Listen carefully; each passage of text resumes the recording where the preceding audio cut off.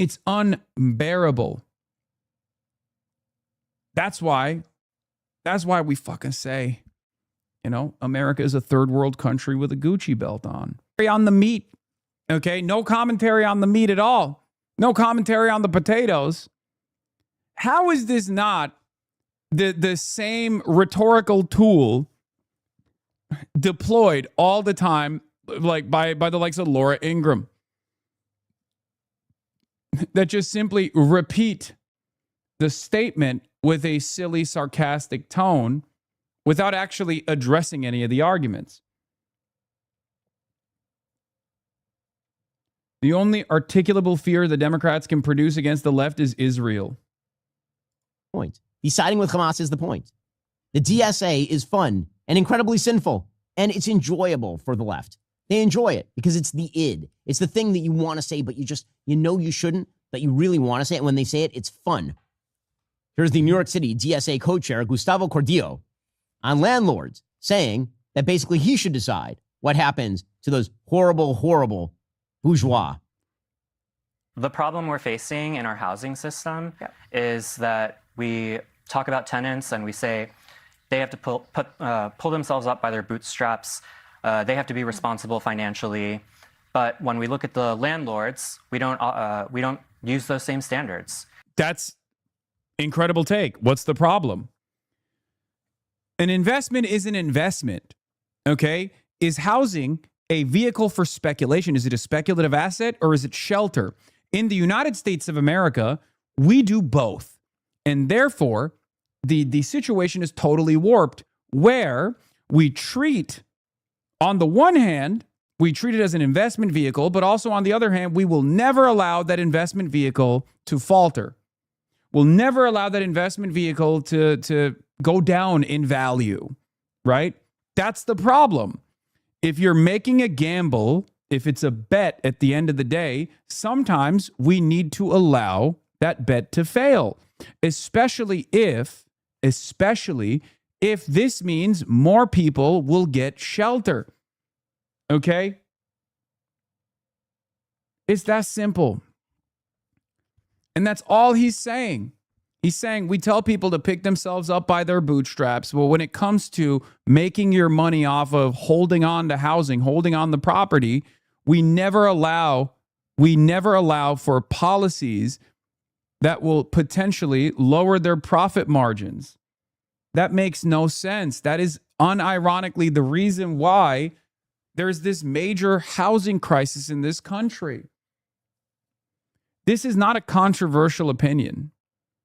As a matter of fact, if you were to talk to the average person, the average working class individual, or even the upper middle class person in the country right now, and you were to be like, hey, how do you feel about home values going down a little bit, but then you get to have a home? Everyone would agree with that.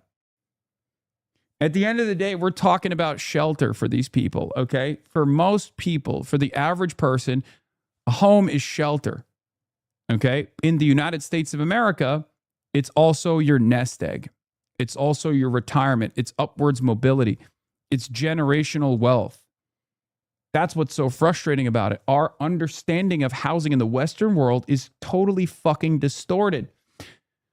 It's not an accident that in English-speaking countries, especially, this mentality persists, and that's the reason why English-speaking countries all around the world have some of the worst housing policies and some of the worst homelessness crises.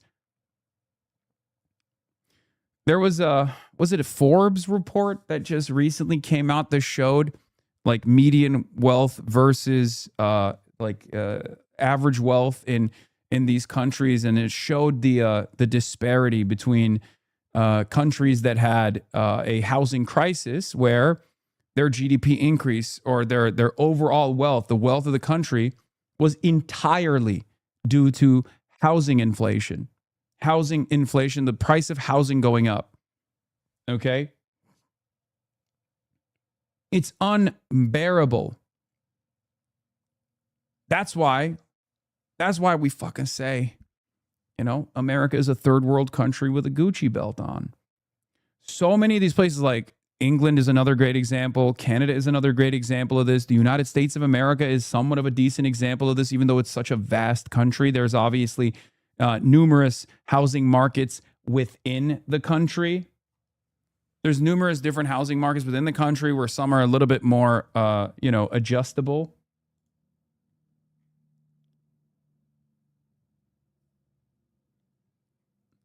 Australia is another one as well, where you look at the overall, the entirety of the Anglosphere. When you look at the overall wealth in the Anglosphere, you see there's a lot of value, but you don't understand the full picture. If there's so much value, why are there so many homeless people? If there's so much value, if there's so much wealth, why is there so much endless suffering? Okay? Especially in Western liberal democracies, Western liberal capitalist democracies. Why? That's because all of the value is trapped in the hands of boomers, and all of the value is trapped in the housing. The value is not real. It's not real wealth.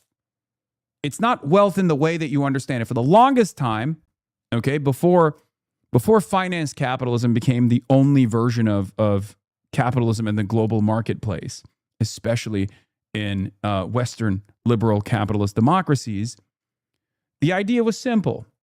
You invent something, you have a little bit of upfront capital, you invent something that's new, or you find a more efficient mode of production, and you're in a competitive market and you rise above everybody else. This is the efficiency of the market. And you generated something, you created something. There was an industrial base that was built in this country. Okay? And that's how wealth grew. And in the process of growing wealth, although there was a lot of consolidation at the top, there was an instance where rising tides were, in some ways, raising other boats as well. Okay? Of course, it was never as equitable as it was supposed to be. Obviously, that's the problem. That's the problem within capitalism, where all of the productive output, all of the productivity that you are putting in to generating value was staying still at the top. But then something changed.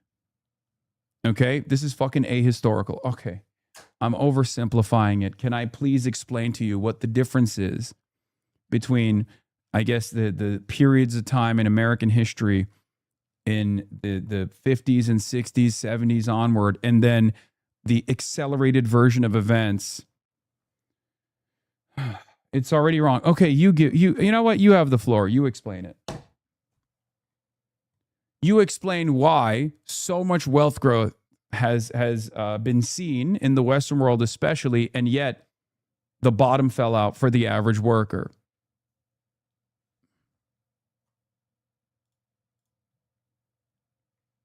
Yeah, okay, smart guy, you take a crack at it.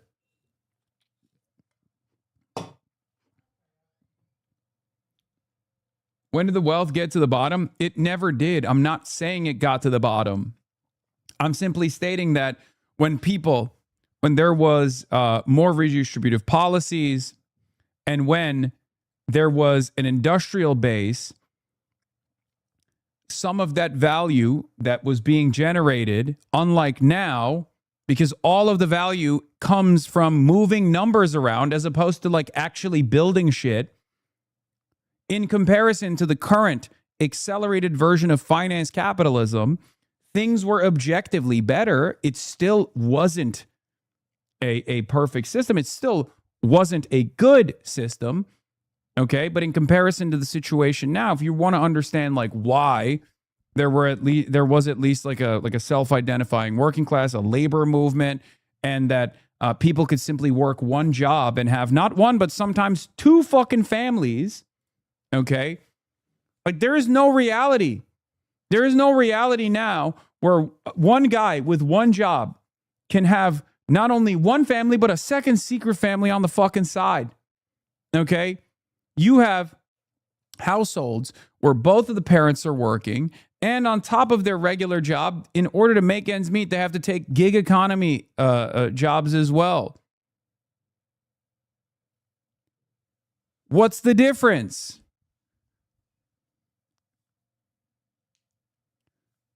Modern day conditions are the predictable outcome of capitalism.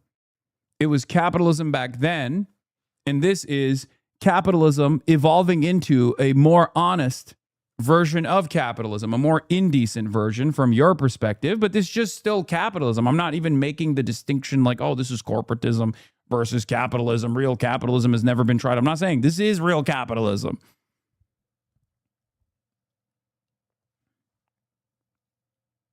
I'm simply explaining to you that the contradictions have always existed, but it's getting far worse now. And we haven't even peeked behind the curtain of what it will look like with artificial intelligence, where value keeps going up, where the market is still performing well, and yet people are losing their jobs.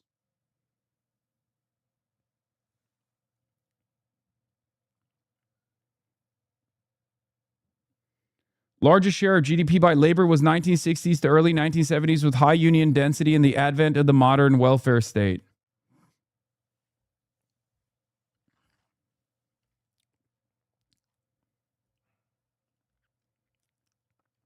It also happened to be a period in time where America still had some version of central planning in the aftermath, the war economy. Okay?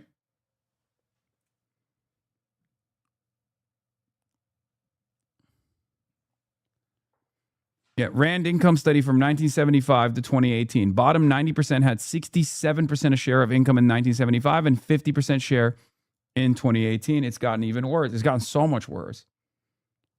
But that's also just income. A lot of this wealth is no longer created through income. The overwhelming majority of wealth for the top has nothing to do with income at all. Jeff Bezos gets paid 75 grand a year, right? Obviously.